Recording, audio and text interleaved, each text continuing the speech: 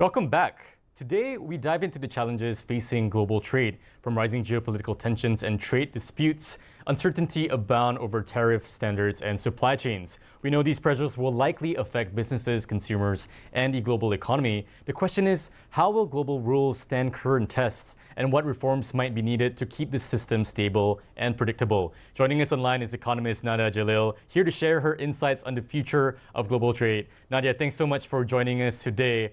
Now, the Director General of the World Trade Organization has warned that the global trading system could descend into chaos without common rules. From an economist's perspective, how real is this risk, and what would chaos actually look like for the global economy?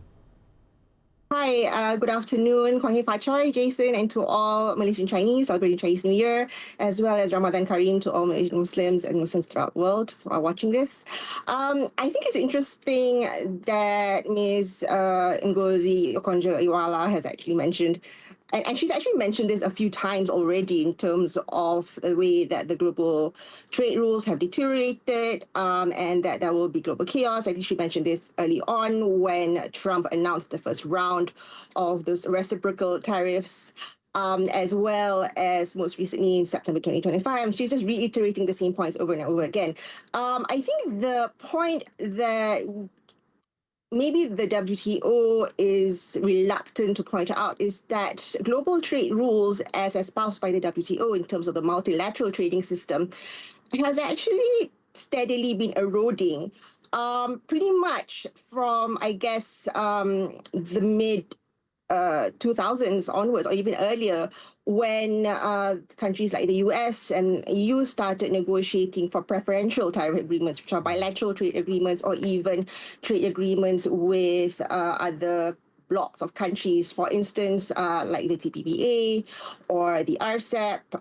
And these agreements actually can circumvent the WTO's most favored nation status, which states that a country cannot impose lower tariffs on a WTO member compared. It has to impose basically the same tariffs or non-tariffs on all WTO members, but these are always circumvented by these preferential trade agreements. What's happened since the bomb dropped by Donald Trump in April of last year with all the unilateral, I would say, reciprocal tariffs, is that they are completely violating the WTO rules because they're not set up through these bilateral trade agreements. So in essence, these rules have actually been violated, right? We don't know which rules stand. It's really a case of whether these countries or countries that are participating in the global trade system choose to abide by the rules that are there. Nadia, I also want to zoom in on this, Mark Carney's speech a few weeks ago about the emperor not wearing clothes anymore is really a disrobing of the global system, but really it's always been there. For third world nations or the global south, how do you think we're going to navigate an eroding global order, especially when a rule-based system might transform into one where power is might?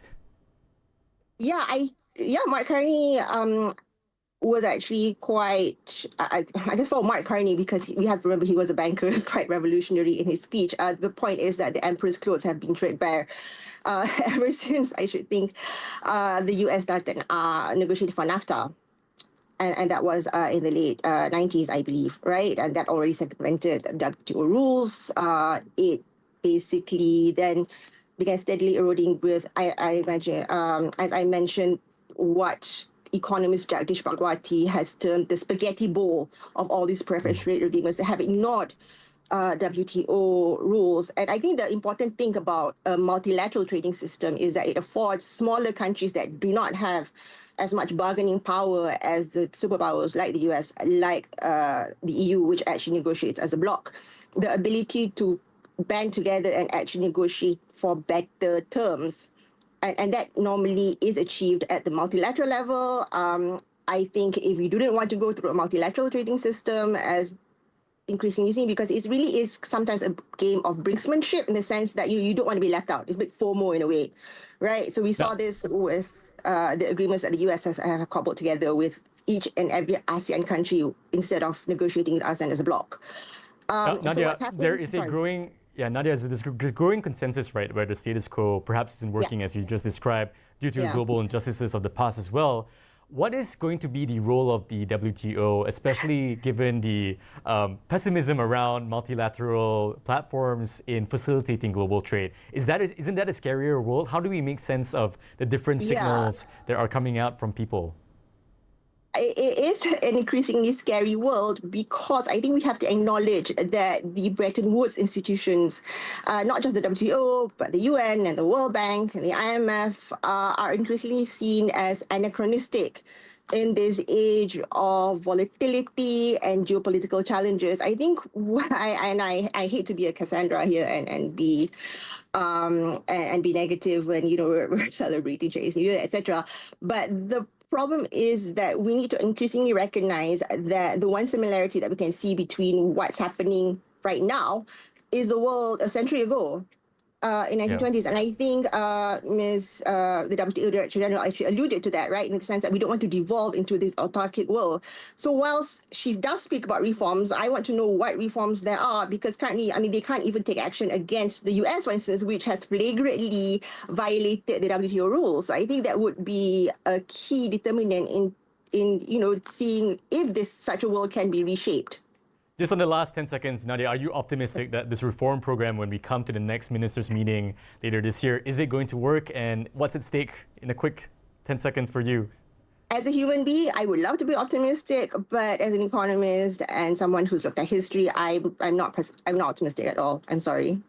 I think it's going to be more of the same. They're going to talk about reforms, but unless actual action is taken, we're not going to see much change, I'm afraid. Nadia, thank you for sharing your insights and helping us understand this really quickly changing world, and as well, I hope opportunities at least facing this global trade today. With rising political tensions and a rapidly changing landscape, we'll continue monitoring how global trade adapts and evolves. We look forward to speaking with you again, Nadia.